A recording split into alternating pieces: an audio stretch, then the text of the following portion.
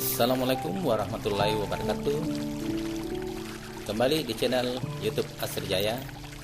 Saya akan berbagi video tentang media sosial yang cocok dipakai untuk mengajar di masa pandemi ini, di mana 3 bulan telah berlalu.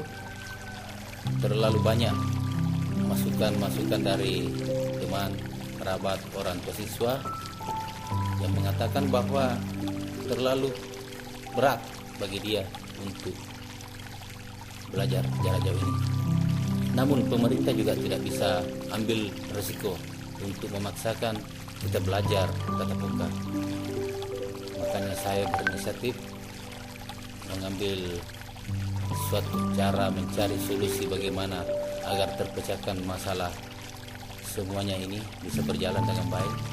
Maka di dalam benak hati saya mengatakan media WhatsApp lah yang paling bagus untuk kita pakai untuk pembelajaran jarak jauh.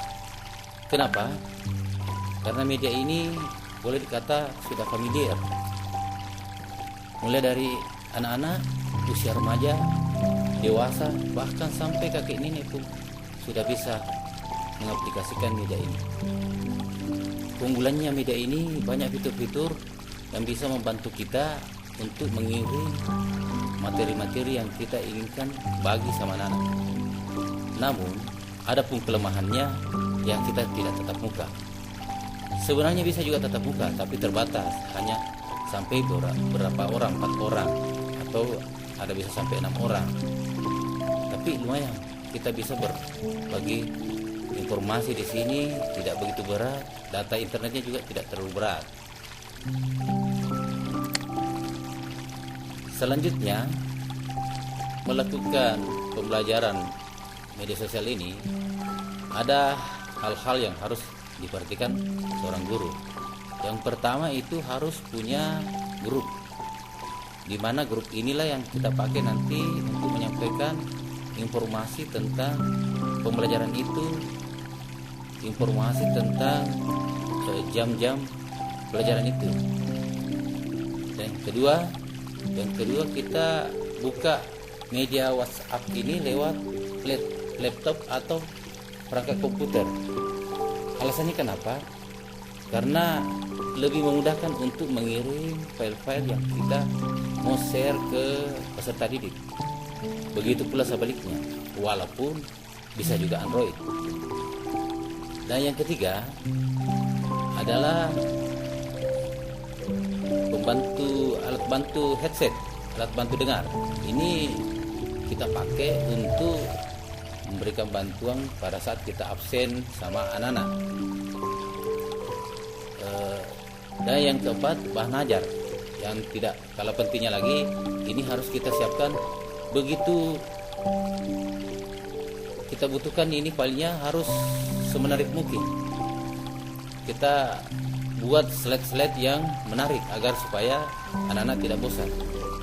Dan yang terakhir adalah SOP atau aturan main. Sebelum kita melakukan pembelajaran harus kita buat aturan main yang mengikat agar supaya siswa betul-betul ikut di pembelajaran kita. Lanjut, adapun persiapan yang harus dipersiapkan oleh seorang peserta didik. Yang pertama itu dia harus gabung di grup yang kita buat untuk media penyampaian informasi. Yang kedua, ikuti aturan SOP yang kita buat tadi. Dan yang ketiga, data internetnya dan jaringan WiFi-nya harus bagus. Jadi disampaikan sama anak-anak agar data internetnya diperhatikan. Dan yang terakhir adalah smartphone Android sendiri yang mendukung aplikasi WhatsApp ini. Adapun contoh SOP yang saya buat ini hanya sebagai contoh, Bapak Ibu bisa merubahnya nanti. Yang pertama itu absensi dengan suara. Alasannya kenapa? Absensi dengan suara ini bisa mengontrol siswa. Yang bisa mengontrol siswa dalam hal apakah anak ini betul-betul dia yang memegang layar HP-nya atau Android-nya. Kalau hanya dengan ketikan bisa saja dia titip sama orang lain, baru diketik namanya, baru dia kirim. Tapi kalau absensi dengan suara, rekam suara itu kita tahu suaranya waktu kita tatap muka dulu ini benar ini si A si B. Dan yang kedua, durasi waktu belajar kita harus siapkan, kita harus susun rapi. Contoh, umpamanya pertemuan materinya 40 menit, kemudian diskusi 10 menit, simak video dikasih waktu 10 menit. Nah, itulah aturan waktunya kita susun baik-baik supaya ada interaksi antar siswa. Dan yang ketiga, kita buat sesi tanya jawab atau sesi pertanyaan. Di sini kita instruksikan kepada siswa agar menyiapkan pertanyaan dan jawaban dari materi yang kita presentasikan, agar supaya pada saat kita presentase bahan ajar yang kita berikan kepada anak-anak, dia akan otomatis menyimak dengan serius. Dan yang terakhir adalah aturan lain yang sifatnya membantu. Saya kira itulah aturan-aturan yang perlu kita susun rapi agar supaya tidak menjadikan pembelajaran kita itu kacau balau. Contoh, ada contoh di sini. Ada contohnya di sini. Ini contoh WA. Ada contoh WA-nya teman ini dari teman ini tadi mengajar 10. Kebetulan saya mengajarnya di SMA Muhammadiyah. Saya mengajar guru olahraga. Ini contoh teman yang mengajar tadi. Kebetulan dia membawakan, saya mengatakan harus absen dengan suara. Ini kita lihat contohnya. Aditya Darmansyah hadir. Muhammad Syahrizal hadir. Yusril hadir Bu. Dan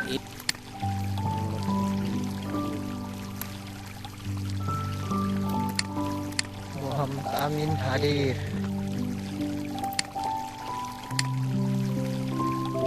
Kalau contohnya begini, ini contoh materi teman yang dengan mengetik sendiri di layar WhatsApp. Ini membantu, sangat membantu bagi teman-teman yang gaptek. Ini kalau dia tidak bisa buat video, dia bisa ketik sendiri baru dikirim, bisa juga dipoto. Ini contohnya. Nama Al-Wakiyah kelas 12 IPS hadir. Ini contohnya semua. Contoh memberikan absensi.